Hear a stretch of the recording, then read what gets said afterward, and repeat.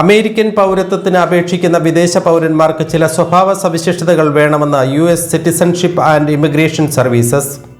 എന്തെല്ലാമായിരിക്കണം സ്വഭാവ സവിശേഷതകൾ എന്നതിനെപ്പറ്റി കൃത്യമായ മാർഗനിർദ്ദേശം പുറപ്പെടുവിച്ചു.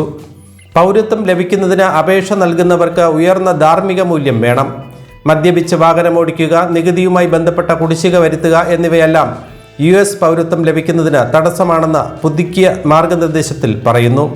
വിദ്യാഭ്യാസ യോഗ്യത, ജോലി സ്ഥിരത എന്നിവയെല്ലാം പൗരത്വം ലഭിക്കുന്നതിന് സഹായകരമാകും. കൊലപാതകം, ഗുരുതരമായ കുറ്റകൃത്യങ്ങൾ എന്നിവ പൗരത്വം ലഭിക്കുന്നതിന് തടസ്സമാകും. അപേക്ഷകൻ ആരാണെന്നും അവർ സമൂഹത്തിൽ എങ്ങനെ ജീവിച്ചുവെന്നതും പരിശോധനയ്ക്ക് വിധേയമാക്കും.